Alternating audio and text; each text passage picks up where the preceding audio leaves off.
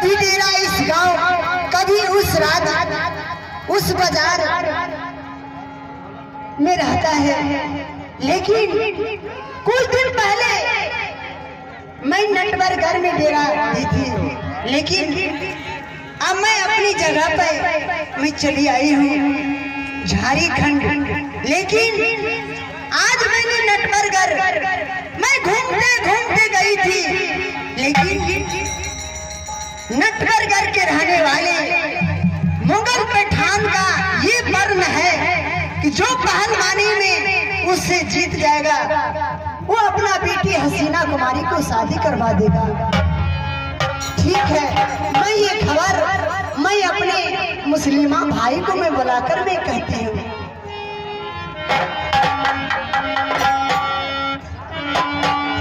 Hello आबरमा नई खुशी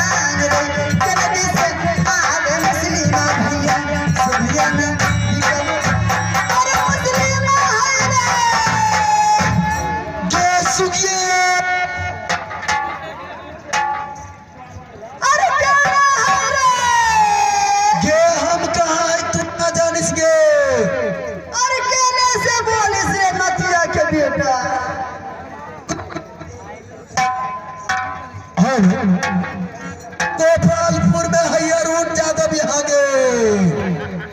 अरे जल्दी आई गल किनारे एगे सुखिया गोपाल रूट ज्यादा भी और स्वरूप तिलक एक वाला के की है जल्दी आसे आ मुस्लिम भैया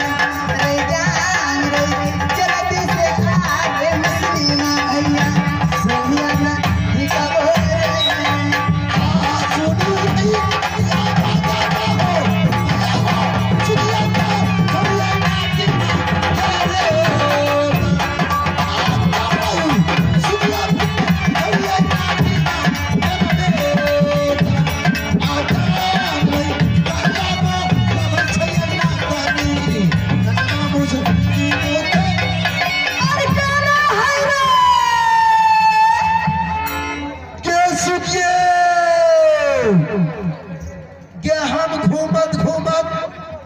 चलली मंठा के मंठा माहिल पहलवान न हो। अच्छा ओकरा घर पर अलिस आ देख बाबू तारी पिए खातिर 20 गो रुपया देलक। अचानक मुखिया न हो का बात आइए ना हमार भाई आ गेलोगे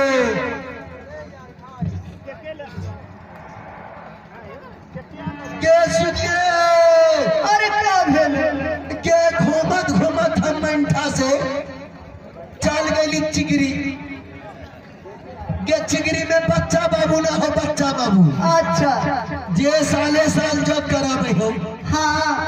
अबरियो हो तो 20 की 25 तारीख के। अच्छा ये सुनिए एक के होते 21 के होते मालिक वही में हम हुआ झूला झूले जाइए। अरे ओए में हम के बच्चा बाबू यादव चिकरी वाला हाँ के मुस्लिम के दारू पिए खातिर 100 रुपया दिला। अरे जल्दी तोरा से जरूरी पड़ गेलो जल्दी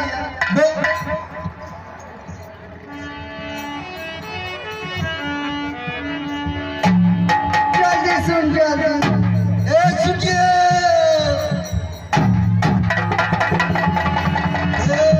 ठीक लगा दी मैंने आबरमा नाई खुशी आ मुस्लिम भैया रे सभिया आ छोड़ी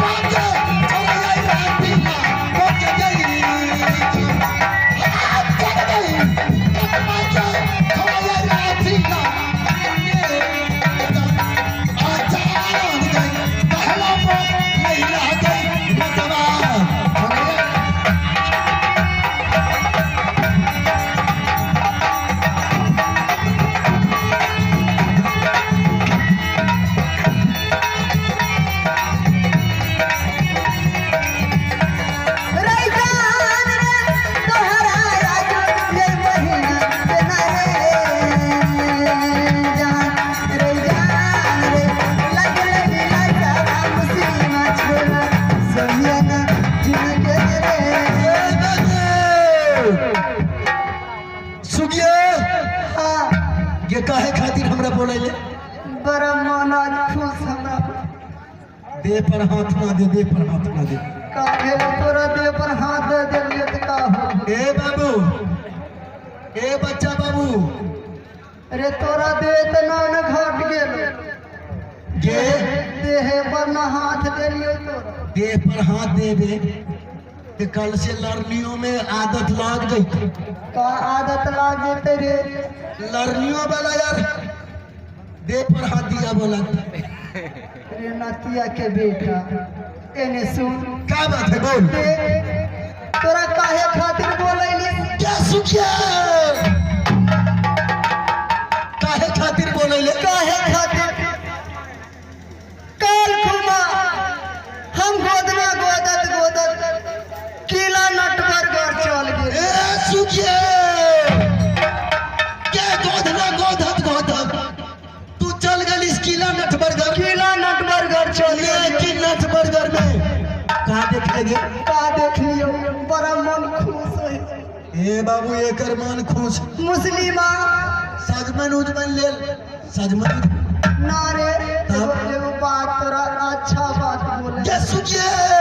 जे बात सुन के तोरा आत्मा खुश हो जेते जे अगर हमारा आत्मा खुश हो जाते तो तू बताओ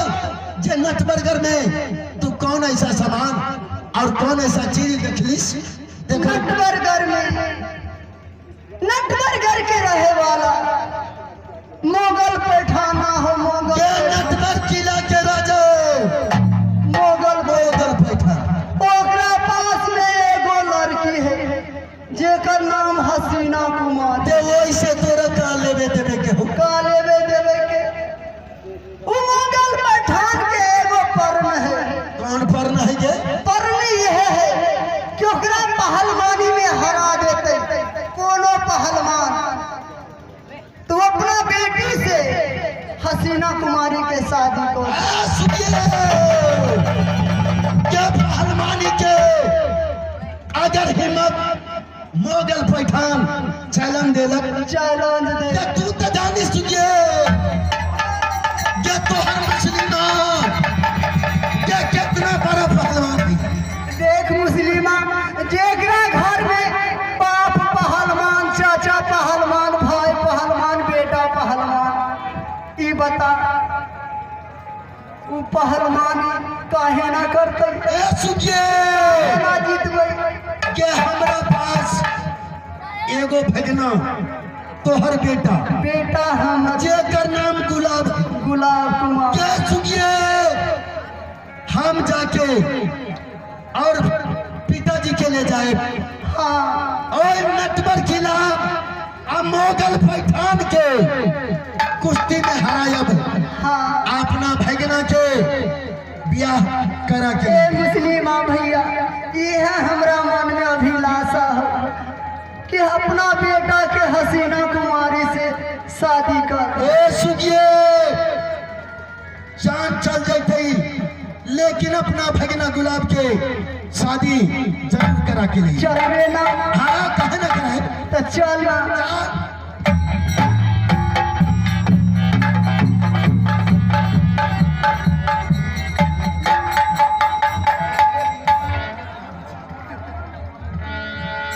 रे मुस्लिमा